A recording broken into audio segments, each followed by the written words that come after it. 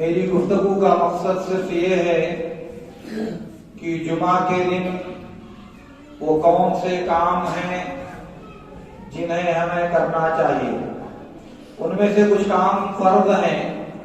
اور کچھ کام ہمارے لیے سنت ہیں، لیکن دونوں صورتوں میں اللہ اور اس کے رسول صلی اللہ علیہ وسلم کا ہم سے اس بات کا تقاضا ہے کہ ہم اسے پورا کریں اور اسے بجا لائیں۔ اس میں سے ایک بات یہ جاننے کی ہے، جیسا کہ عبداللہ بن عمر رضی اللہ تعالیٰ عنہما کی روایت صحیح مسلم میں ہے کہ اللہ کے رسول صلی اللہ علیہ وسلم نے ارشاد فرمایا، خیر یوم طلعت علیہ الشمس یوم الجمعہ فیہ خلق آدم وفیہ انزل وفیہ تقوم الساعۃ۔ کہا کہ جمعہ کا دن سب سے بہتر اور برتر دن ہے، اسی دن آدم علیہ السلام کو پیدا کیا اور اسی دن انہیں زمین پر اتارا گیا،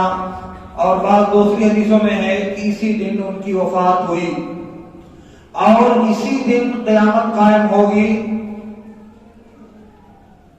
ابو داؤد کی ایک دوسری روایت میں ہے کہ اللہ کے نبی صلی اللہ علیہ وسلم نے فرمایا، قیامت جمعہ کے دن قائم ہوگی، اسی لیے انسان اور جنات کو چھوڑ کر دنیا کی ساری چیزیں جمعہ کے دن سے خوف کھاتی ہیں۔ فرشتے، جانور، چرندو پرند، سمندر، پہاڑ، سبزے، یہ ساری چیزیں اللہ کے نبی صلی اللہ علیہ وسلم نے کہا کہ جمعہ کے دن سے خوف کھاتی ہیں، انہیں ڈر ہوتا ہے کہ کہیں آج قیامت نہ قائم ہو جائے۔ تو جمعہ کا دن وہی دن ہے جس دن اللہ رب العالمین قیامت قائم کرے گا، اس لیے جمعہ کے دن ہماری یہ حاضری اور جمعہ کے دن مسجد میں ہمارا یہ اجتماع ایک بڑے اجتماع کی یاد دہانی اور اس کی تذکیر ہونا چاہیے، کیوں اسی دن جب قیامت قائم ہوگی تو اسی دن قیامت قائم ہونے کے بعد اسی دن سارے کے سارے لوگ میدان محشر میں اکٹھا اور جمع کیے جائیں گے۔ تو میدان محشر میں جو حاضری ہے ہماری جو بھیڑ اکٹھا ہوگی، اس کا ایک ہلکا سا مظہر جمعہ کی شکل میں اللہ رب العالمین نے ہم مسلمانوں کو اجتماع اور اکٹھا ہونے کا حکم دیا ہے۔ اس لیے یہ ہماری حاضری قیامت کی یاد دلانی چاہیے، کیونکہ جمعہ کا دن وہی ہے جس میں اللہ رب العالمین قیامت قائم فرمائے گا، اس لیے یہ بات یاد رہنی چاہیے۔ اس کے بعد دوسری ضروری چیز یہ ہے کہ جمعہ کا غسل کیا جائے جو ہمارے اوپر فرض ہے، اور اس کے بعد مسواک کیا جائے جو ہمارے اوپر فرض ہے، اور اگر میسر ہے تو خوشبو لگائی جائے جو ہمارے اوپر فرض ہے۔ اگر اپنے پاس خوشبو نہیں ہے تو گھر میں اہلیہ اور بچوں کی جو خوشبو ہے اسے استعمال کیا جائے، اور اگر وہ بھی میسر نہیں ہے تو اللہ کے نبی صلی اللہ علیہ وسلم نے کہا کہ اگر قدرت نہیں ہے، استطاعت نہیں ہے تو وہ متروک ہے، لیکن استطاعت کی صورت میں یہ تین اعمال اللہ کے نبی صلی اللہ علیہ وسلم نے بیان فرمائے ہیں۔ صحیح مسلم کی روایت میں ہے اللہ کے نبی صلی اللہ علیہ وسلم نے کہا، غسل یوم الجمعۃ واجب علی کل محتلم والاستنان وان یمس من طیب ان وجد۔ کہا جمعہ کے دن کا غسل ہر بالغ پر فرض ہے، اور مسواک کرنا، استنان کے معنی مسواک سے دانت کو رگڑنا، اور خوشبو لگانا اگر اس کے پاس میسر ہے تو۔ عبداللہ بن عباس رضی اللہ تعالیٰ عنہ کہتے ہیں، جیسا کہ صحیح بخاری کی روایت میں ہے، رہی بات غسل کی تو وہ تو فرض ہے، اور رہی بات خوشبو لگانے کی یا مسواک کرنے کی تو مجھے نہیں معلوم، مگر حدیث میں اسی طرح سے ہے۔ اسی طرح کی بات عمرو بن دینار رحمت اللہ علیہ نے بھی کہی ہے، رہی بات غسل کی تو جمعہ کے دن کا غسل فرض ہے، اور رہی بات خوشبو لگانے کی اور مسواک کرنے کی تو مجھے نہیں معلوم، مگر حدیث میں اسی طرح ہے۔ اس کا مطلب یہ ہوا کہ ان تین چیزوں کا حکم اللہ کے نبی صلی اللہ علیہ وسلم نے حدیث میں ایک ساتھ دیا ہے، اور قاعدہ یہ ہے کہ جو چیزیں ایک ساتھ ذکر کی جائیں حکم میں ساری چیزیں برابر ہوتی ہیں۔ اس لیے جمعہ کے دن کا غسل ہر بالغ مرد پر، یعنی جس پر جمعہ فرض ہے اس پر فرض ہے کہ وہ غسل کرے، اور پھر اگر اس کے پاس میسر ہے تو خوشبو لگائے اور مسواک کرے۔ اگر فجر کے وقت ہونے کے بعد آپ جو مسواک کرتے ہیں، برش کرتے ہیں، وہ مجھے امید ہے کہ اس مسواک کے حکم کو پورا کرے گی اور وہ آپ کے لیے مسواک کی طرف سے کافی ہوگی۔ اور پھر اس کے بعد سنت ہے کہ انسان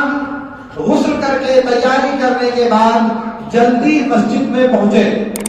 جلدی جمعہ کے لیے مسجد میں آئے، کیونکہ اگر جلدی آئے گا تو اسی کے اعتبار سے وہ زیادہ اجر اور زیادہ ثواب کا مستحق ہوگا۔ بخاری کی روایت میں ہے اللہ کے رسول صلی اللہ علیہ وسلم نے ارشاد مثل المحجر یوم الجمعۃ کمن قدم بدنہ ومن اتى بعد ذلك فكمن قدم بقرہ، اور اس طرح ترتیب کے ساتھ کہ جو آدمی جمعہ کے دن پہلے آتا ہے اس کا مطلب کہ وہ اونٹ کی قربانی اللہ کی راہ میں پیش کرتا ہے، جو اس کے بعد آتا ہے وہ گائے کی قربانی پیش کرتا ہے، اور جو اس کے بعد آتا ہے وہ میڈے کی قربانی پیش کرتا ہے، اور جو اس کے بعد آتا ہے وہ مرغی کی قربانی پیش کرتا ہے، اور جو اس کے بعد آتا ہے وہ گویا کہ اللہ کی راہ میں انڈے کی قربانی پیش کرتا ہے۔ تو پہلے آنا زیادہ اجر پانے کا سبب ہے، جو جس قدر پہلے آئے گا اسی بے قدر اجر کا مستحق ہوگا۔ البتہ یہ بات یاد رکھنی چاہیے،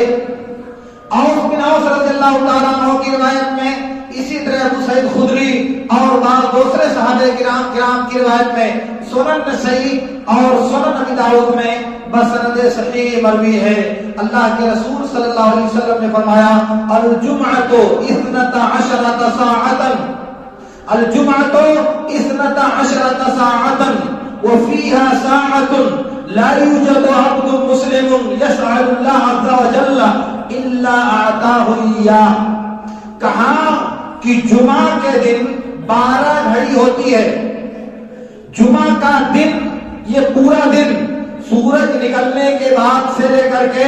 سورج ڈوبنے تک یہ 12 گھڑیاں ہوتی ہیں اسلام کی شریعت میں۔ تو جو وقفہ ہے اس بیچ میں، جیسے فرض کیجئے اس وقت 6:30 بجے دن نکل رہا ہے،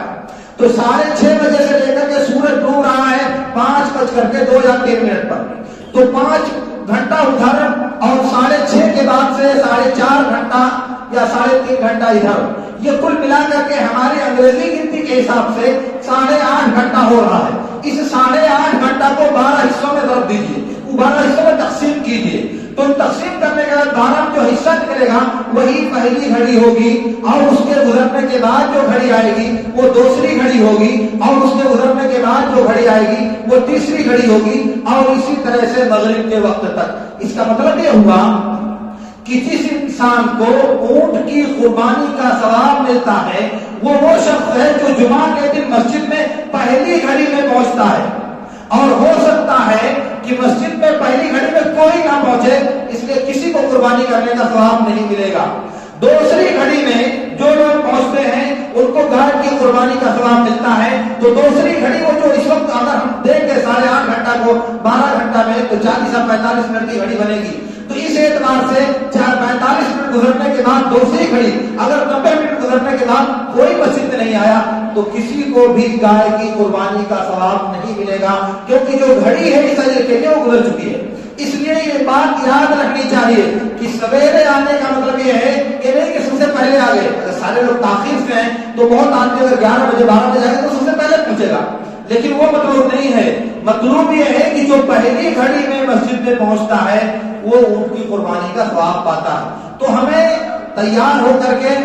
جمعہ کے لیے جلدی آنے کی کوشش کرنی چاہیے، اور پھر پیدل چل کر کے آنا چاہیے، سواری سے جمعہ کے لیے نہیں آنا چاہیے، اور پھر اسی طرح سے آنے کے بعد خاموشی کے ساتھ امام کے قریب آنا چاہیے اور غور سے خطبہ سننا چاہیے۔ بیہودہ بے مقصد اور لغو کام اور حرکت کرنے سے اپنے آپ کو بچانا چاہیے۔ اسی طرح سے مسجد میں آنے کے بعد گردن پھاٹ کر کے ایک کو دوسرے سے کراس کر کے آنا، پیچھے آئے اور آگے کراس کر کے آگے آ رہے ہیں، یہ جائز نہیں ہے۔ اللہ کے نبی صلی اللہ علیہ وسلم نے ایک آدمی کو دیکھا، وہ ناک کر یعنی پھاٹ کر کے آ رہا ہے، تو آپ نے کہا اجلس فقط آغیت، بیٹھ جاؤ، تم نے دوسروں کو تکلیف دیا ہے۔ تو ایک بات تو یہ کہ جمعہ کے دن تاخیر سے آتے ہیں تو آپ پیچھے بیٹھیں گے، دوسروں کو کراس کر کے آپ آگے آنا آپ کے لیے درست نہیں ہے بلکہ ناجائز ہے۔ دوسری بات ہے کہ جب آپ جمعہ میں آئے تو دو آدمی بیٹھے ہیں، ان کے درمیان آپ تفریق نہیں کر سکتے۔ ولا يفرق بين اثنين، مسجد میں آئے تو دو آدمی جو بیٹھے ہیں تھوڑا ادھر جاؤ تھوڑا ادھر ہو جاؤ، یہ جائز نہیں ہے۔ تیسری چیز، اگر کچھ لوگ بیٹھے ہیں اپنی جگہ پر تو ان کو اپنی جگہ سے ہٹانا، اپنی جگہ سے کھڑی کرنا، یہ بھی نماز جمعہ کے اندر جائز نہیں ہے۔ اس لیے یہ کام ہم سے مطلوب ہے کہ یہ سب کام ہم کریں۔ اسی لیے اللہ کے نبی صلی اللہ علیہ وسلم نے ارشاد فرمایا، جیسا کہ سنن ابن ماجہ وغیرہ کی روایت میں ہے، من غسل واغتسل وبکر وابتکر ومشى ولم يركب ودنا من الامام فاستمع ولم يلغو كان بكل خطوة يخطوها اجر سنة صيامها وقيامها۔ کہا کہ جس نے سر دھلا اور پورا غسل کیا، جلدی گھر سے نکلا اور دوسروں کو بھی جلدی لے کر کے آیا، یعنی گھر والوں کو بھی جلدی لے کر کے آیا، اور پیدل چلتے ہوئے آیا، سواری سے نہیں آیا، اور پھر امام کے قریب پہنچا، غور سے خطبہ سنا اور کوئی لغو حرکت نہیں کیا، تو ایسی صورت میں ہر قدم جو وہ اٹھاتا ہے جمعہ کے لیے، ہر قدم کے بدلے میں 1 سال روزہ رکھنے اور 1 سال قیام کرنے کے برابر اس کو ثواب ملے گا۔ فرض کیجئے آپ کے گھر سے مسجد تک آنے میں آپ 100 قدم چل کر کے آ رہے ہو، 100 قدم چلنے کا مطلب یہ ہوا کہ 100 سال کی عبادت کا ثواب آپ کو صرف اس لیے ملے گا کہ آپ نے یہ 6 اور 7 کام کیے جو نبی صلی اللہ علیہ وسلم نے اس حدیث میں بیان کیے ہیں۔ آپ نے سر دھلا، غسل کیا، جلدی نکلے، دوسروں کو جلدی لائے، اور اس کے بعد آئے، شانتی کے ساتھ امام کے قریب ہوئے، غور سے خطبہ سنا اور کسی بیہودہ بات سے اپنے آپ کو بچایا اور پیدل چل کر کے آئے۔ تو ایسی صورت میں جتنے قدم آپ زمین پر رکھتے ہیں، ہر قدم کے بدلے 1 سال روزہ اور قیام اللیل کے برابر آپ کو ثواب ملتا ہے۔ کتنے بڑے اجر اور کتنے زیادہ ثواب کی بات ہے۔ کسی دوسری عبادت میں کتنی ہی بڑی عبادت کیوں نہ ہو، میں نے اتنا زیادہ اجر کسی بھی عمل کے لیے نہیں دیکھا جتنا اجر اس جمعہ کے لیے ہوتا ہے۔ اس لیے اس کا اہتمام کرنا چاہیے، اور یہ غنیمت بارگاہ ہے، مفت کا اجر ہے جو اللہ رب العالمین آپ کو دینا چاہتا ہے بغیر کسی مشقت کے اور بغیر کسی پریشانی کے۔ اس لیے اسے حاصل کرنے کی ہم سب کو کوشش کرنی چاہیے۔ اور پھر اسی طرح سے جمعہ کے اعمال میں سے ایک یہ بھی ہے کہ سورہ کہف کی تلاوت کیا جائے، چاہے رات میں اور چاہے دن میں۔ رات سے مراد جو رات گزر چکی ہے، جمعرات کا دن گزرنے کے بعد مغرب کے بعد جو رات شروع ہوتی ہے وہاں سے لے کر کے پھر آج مغرب کا وقت آنے کے درمیان دن اور رات ملا کر کے کبھی بھی اگر سورہ کہف کی تلاوت کی جائے تو اللہ کے نبی صلی اللہ علیہ وسلم نے کہا کہ اس پورے ہفتے اللہ رب العالمین تلاوت کرنے والے کو نور اور روشنی فراہم کرے گا۔ اللہ کے نبی صلی اللہ علیہ وسلم نے کہا من قرأ سورۃ الکہف لیلۃ الجمعۃ او یومها جعل اللہ له نورا فیما بینہ وبین الجمعۃ الاخرى، کہ جس نے جمعہ کے دن یا اس کی رات میں سورہ کہف کی تلاوت کیا تو اللہ رب العالمین ہفتہ بھر اس کے لیے اس کی وجہ سے نور اور روشنی فراہم کرے گا۔ اور بعض دوسری روایتوں میں ہے کہ اللہ رب العالمین اس تلاوت کرنے والے انسان کو دجال کے فتنے سے محفوظ رکھے گا۔ تو یہ ایک اجر ہے اس انسان کے لیے جو جمعہ کے دن سورہ کہف کی تلاوت کرنے کا اہتمام کرے۔ اسی طرح سے حدیث میں آتا ہے، سنن ابی داؤد اور سنن ترمذی کی روایت میں ہے، اللہ کے نبی صلی اللہ علیہ وسلم نے فرمایا اذا نعس احدكم يوم الجمعة فليتحول عن مكانه، کہا کہ جس آدمی کو جمعہ کے دن اونگ آئے، جو جمعہ کے دن اونگنے لگے مسجد میں، اسے چاہیے کہ وہ اپنی جگہ بدل دے، ایک جگہ سے دوسری جگہ منتقل ہو جائے۔ یہ اللہ کے نبی صلی اللہ علیہ وسلم کا حکم ہے ان لوگوں کے لیے جو مسجد میں دوران خطبہ سونے کی کوشش کرتے ہیں۔ سونے سے پہلے کا جو مرحلہ ہے اسے اونگ کہا جاتا ہے، اور اس اونگنے کی حالت میں نبی صلی اللہ علیہ وسلم نے جگہ کو بدل دینے کا، ایک جگہ سے دوسری جگہ چلے جانے کا حکم دیا ہے۔ لیکن اگر انسان سو جائے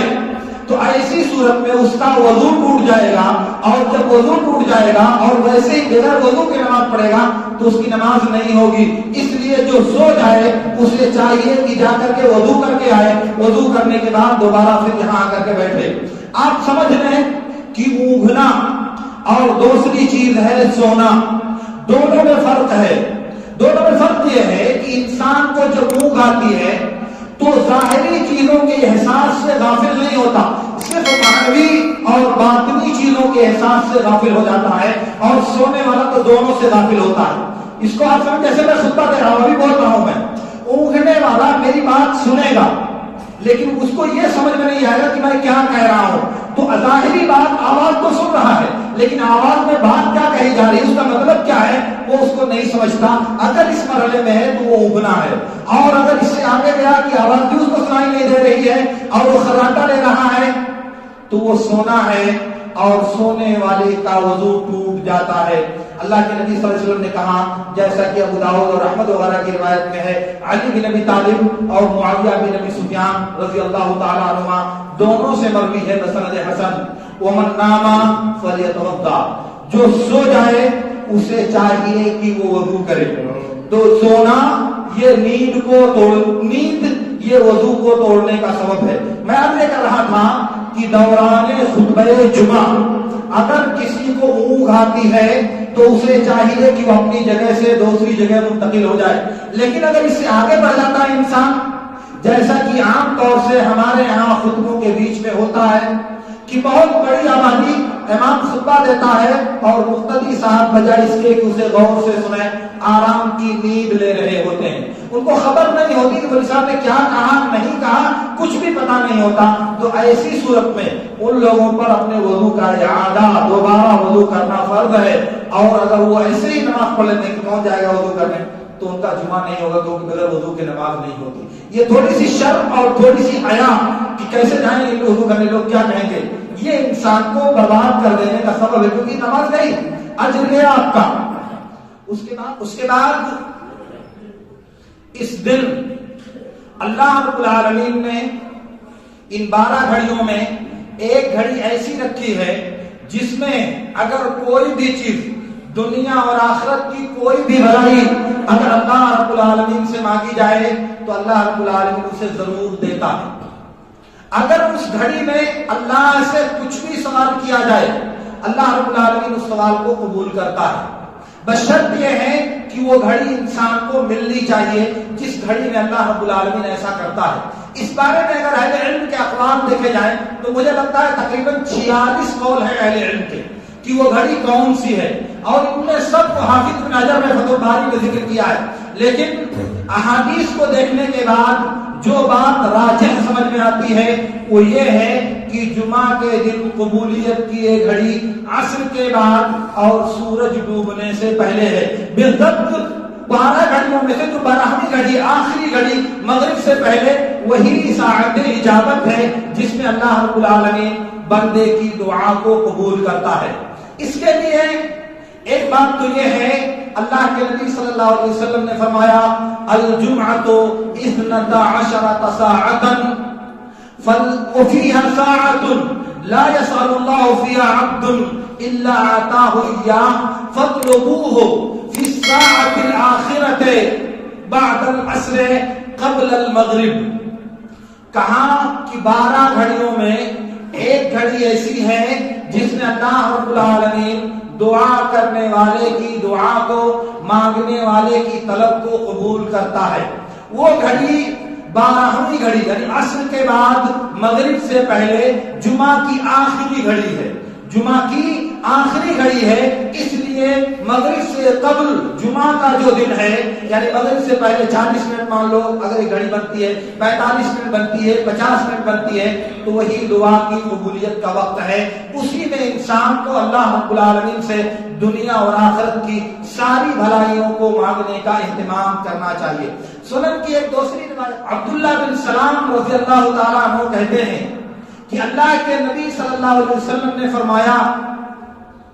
کہ جمعہ کے دن ایک گھڑی ایسی ہے کہ اس گھڑی میں اگر بندہ اللہ تعالیٰ سے کسی چیز کا سوال کرے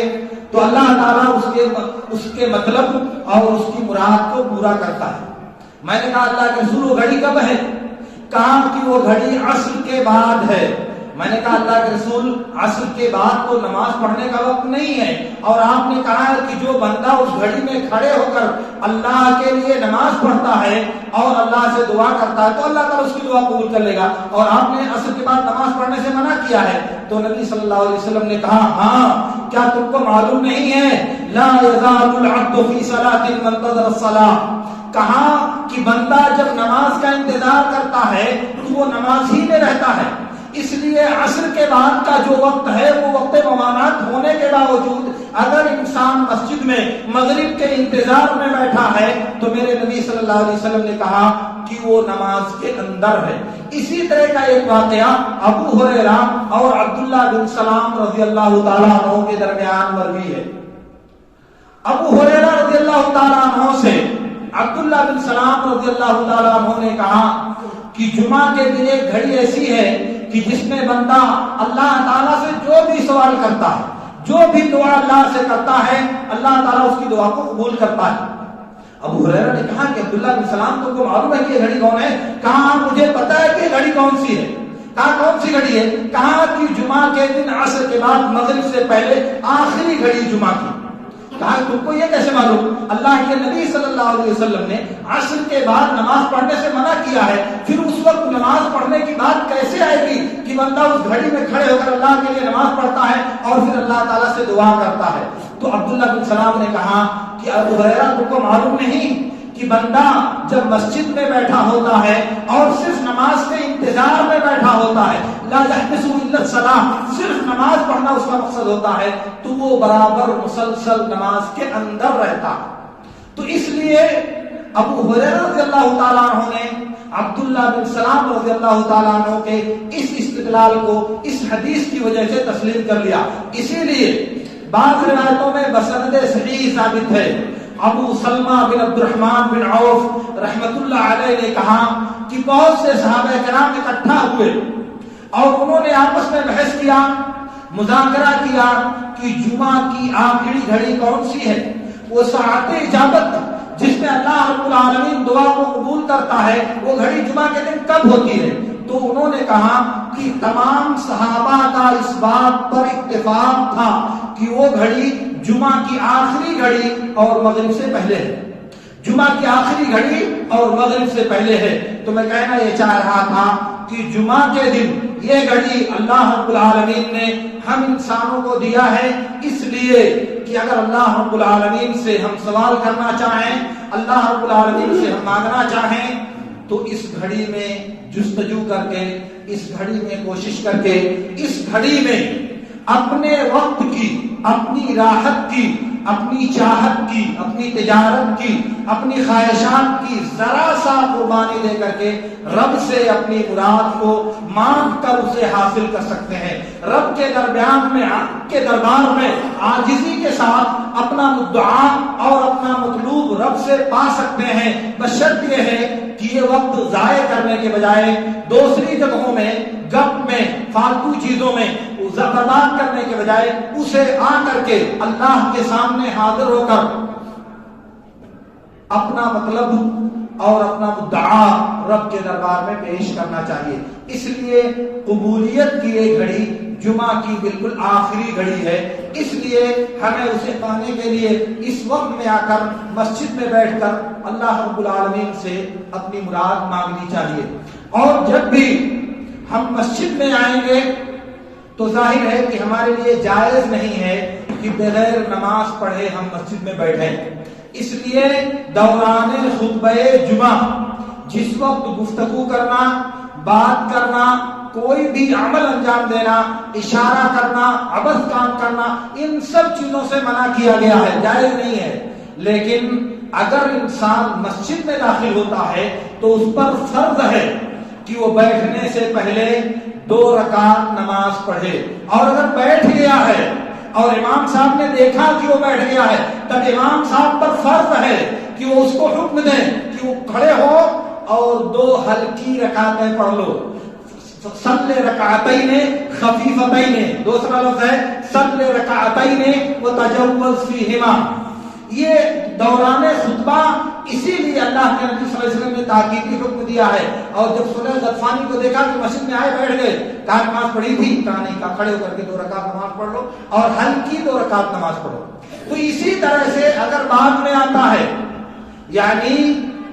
مغرب سے 1 گھنٹہ